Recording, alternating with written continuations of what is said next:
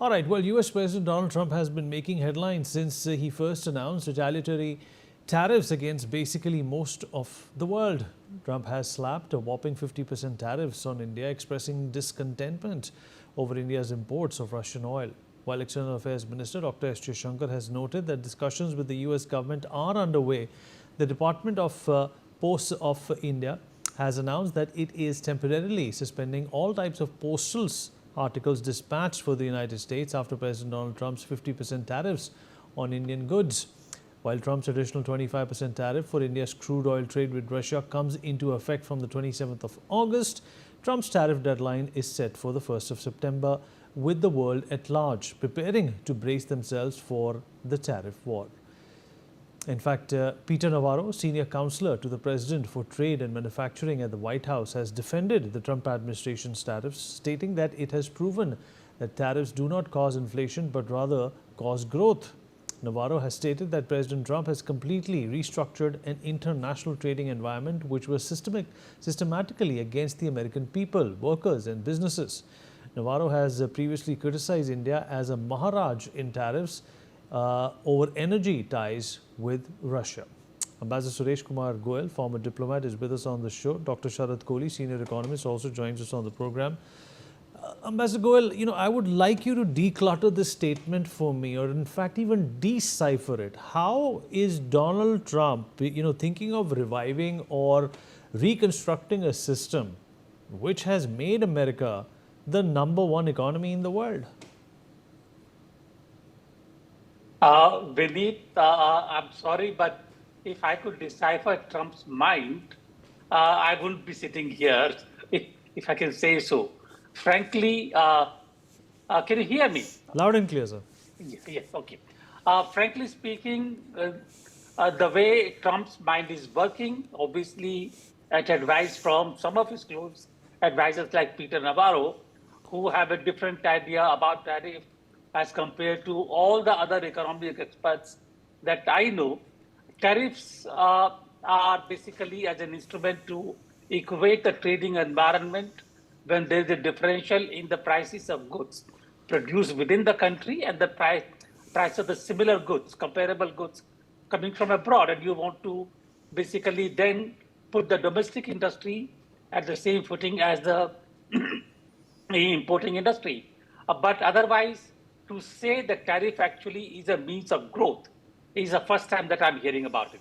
Coming to President Trump, when he began, his agenda was to make America great again. And his idea was that basically because of most of the service and the manufacturing industry has moved out of America to China or other countries where the cost of production is low, etc., and therefore it is hurting the American workforce. And to get it back to the USA, he felt that imposing high tariff on the goods imported from these countries, as well as basically creating an adverse environment for them, will impact on the import and force the American industry to move into the direction of creating jobs again. That is how I understood it. Unfortunately, he didn't understand that it does not take one day or even 1 month or 1 year to recreate their environment. I know one thing. For example, when we lost our API industry to China around 20 years ago, it doesn't take 1 year to get the API industry back. It takes several years. Semiconductors. At one time, we were actually manufacturing semiconductors, but today, to get back in the same league, I'm not even in the same league. We are talking about 45 nano or 120 nano chips. It's going to take some time. Therefore, what President Trump failed to understand is that till that happens, till he is able to recreate that kind of manufacturing base in the USA, the cost of goods in the USA is going to go up, leading to inflation. That's an obvious conclusion. So I don't know why Peter Navarro, of course, is an economist, and therefore I must really listen to him, even if it is silly. So that I don't know why he says that. However, coming back to India, and that is the thing that we're talking about really here. If President Trump is determined to impose 50% tariff, that is 25% tariff normally, as he had announced earlier, and 25% punitive tariff for importing Russian oil. If he's bent to impose 50% tariff on India, I think our message is loud and clear.